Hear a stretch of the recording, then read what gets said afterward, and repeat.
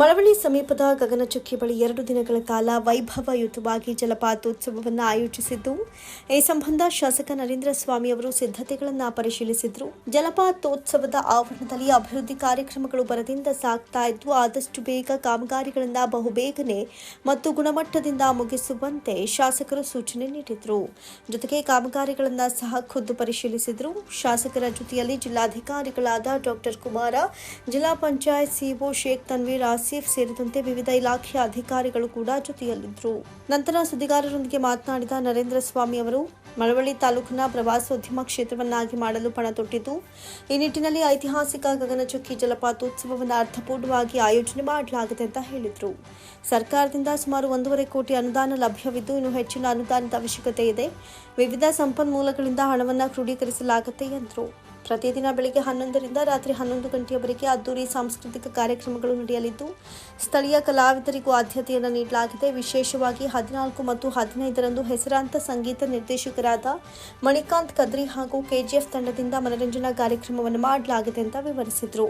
ಸುಮಾರು 1.5 ಲಕ್ಷಕ್ಕೂ ಹೆಚ್ಚು ಪ್ರವಾಸಿಗರು ಈ ಒಂದು ಕಾರ್ಯಕ್ರಮದಲ್ಲಿ ಪಾಲ್ಗೊಳ್ಳುವಂತಹ ನಿರೀಕ್ಷೆ ಇದ್ದು, ಅವರೆಲ್ಲರಿಗೂ ಕೂಡ ಉಪಹಾರದ ವ್ಯವಸ್ಥೆಯನ್ನು ಮಾಡಲಾಗಿದೆ ಅಂತ ಹೇಳಿದರು. ಅದರ ದೃಶ್ಯವನ್ನು ಸವಿಯೋದಕ್ಕೆ ಒಂದು ಮುಕ್ತವಾದಂಥ ಅವಕಾಶವನ್ನು ಹೆಚ್ಚಿನ ಪ್ರವಾಸಿಗರ ಜೊತೆಯಲ್ಲಿ ಆಕರ್ಷಣೀಯವಾದಂಥ ಕಾರ್ಯಕ್ರಮಗಳ ಜೊತೆಯಲ್ಲಿ ಪ್ರಚಾರ ಪಡಿಸ್ತಕ್ಕಂಥ ಉದ್ದೇಶ ಇದೆ.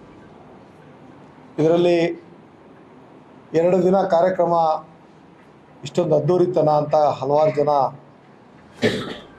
ಹಲವಾರು ಸಂದರ್ಭದಲ್ಲಿ ನಾವು ಜಲಪಾತೋತ್ಸವ ಮಾಡಿದಾಗಲೆಲ್ಲ ಮಾತಾಡ್ತಾರೆ. ಒಂದು ಪ್ರದೇಶದ ಮಹತ್ವವನ್ನು ಸಾರಲಿಕ್ಕೆ ಜೊತೆಯಲ್ಲಿ ಅದರ ಅಭಿವೃದ್ಧಿಯನ್ನು ಮಾಡ್ತಾ, ಪ್ರವಾಸಿಗರಿಗೆ ಮೂಲಭೂತ ಸೌಕರ್ಯವನ್ನು ನೀಡ್ತಾ,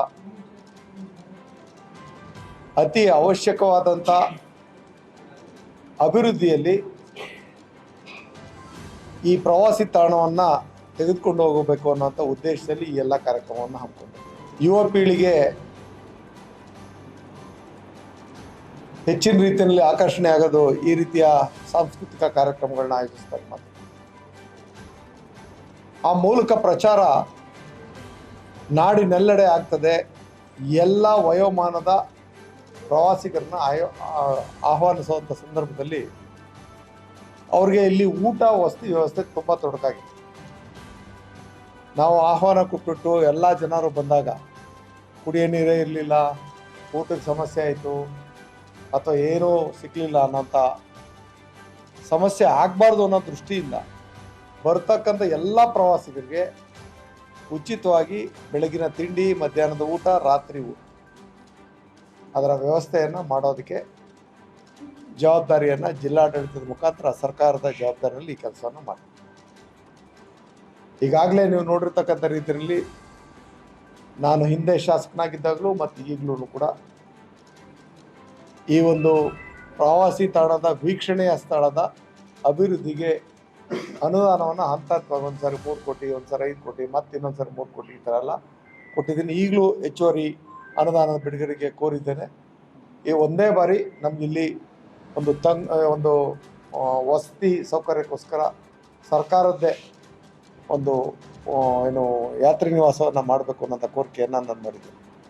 ಅದನ್ನು ವಿಶೇಷವಾಗಿ ಅದು ಫೋಕಸಿಂಗ್ ಏನು ಅದರ ಜಲಪಾತದ ಎದುರಿಗೆ ಬರುವಂಥ ರೀತಿಯಲ್ಲಿ ಜಾಗನ ಗುರುತಿಸ್ಕೊಂಡಿದ್ದೆ. ಇದಲ್ಲದೆ ಯಾಕೆಂದರೆ ಕೆಲವೊಂದು ಸರ್ಕಾರಗಳಿಂದ ಒಪ್ಪಿಗೆ ಆಗಬೇಕಾದಂಥ ಯೋಜನೆಗಳು ಬಾಕಿ ಇರೋದ್ರಿಂದ ನಾನಿವತ್ತು ಅದನ್ನು ಪ್ರಕಟಪಡಿಸ್ತೇನೆ.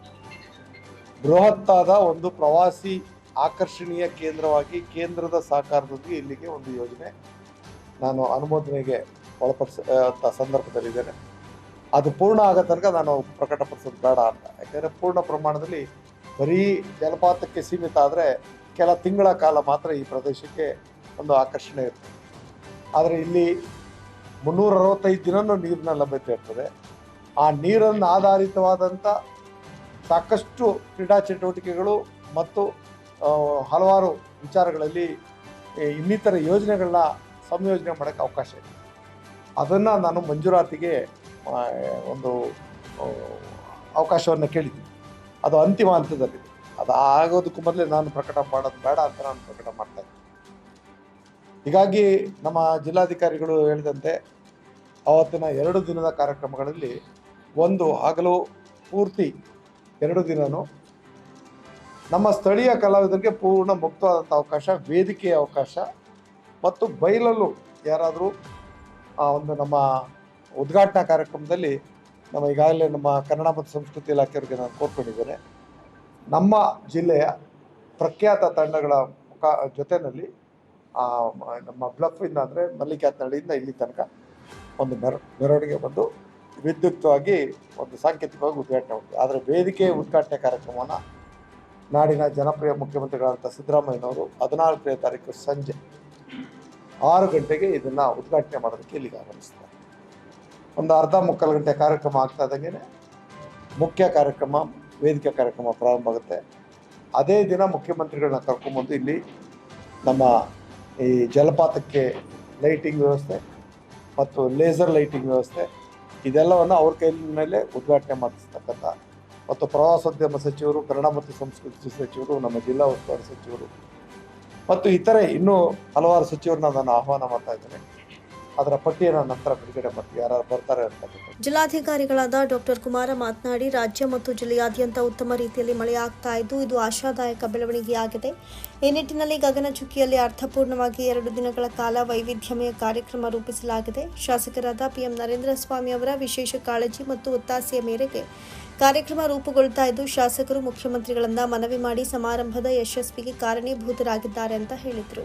ನಮಗೆಲ್ಲ ತಿಳಿದಂತೆ ಈ ವರ್ಷ ವರುಣನ ಕೃಪೆಯಿಂದ, ಕಾವೇರಿ ಮಾತೆಯ ಕೃಪೆಯಿಂದ KRS ಭರ್ತಿಯಾಗಿ ಈಗಾಗಲೇ ಮಾನ್ಯ ಮುಖ್ಯಮಂತ್ರಿಗಳು ಕೂಡ ಈಗಾಗಲೇ ಇದನ್ನು ಬಿಟ್ಟಿದ್ದಾರೆ.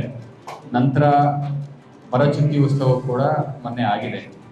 ಮಾನ್ಯ ಶಾಸಕರು ಕೂಡ ಇದರ ಬಗ್ಗೆ ವಿಶೇಷವಾದಂಥ ಆಸಕ್ತಿಯನ್ನು ವಹಿಸಿ ಸರ್ಕಾರದ ಮಟ್ಟದಲ್ಲಿ ಮಾನ್ಯ ಮುಖ್ಯಮಂತ್ರಿಗಳನ್ನು ಭೇಟಿ ಮಾಡಿ ಗಗನಚುಕ್ಕಿಯ ಮಹತ್ವವನ್ನು ತಿಳಿಸುವುದರ ಜೊತೆಗೆ ಸಾರ್ವಜನಿಕರಿಗೂ ಮತ್ತು ಪ್ರವಾಸಿಗರಿಗೆ ಇದೊಂದು ಆಕರ್ಷಣೀಯ ಕೇಂದ್ರ ಆಗಬೇಕು, ಪ್ರವಾಸೋದ್ಯಮ ಕೇಂದ್ರ ಆಗಬೇಕು.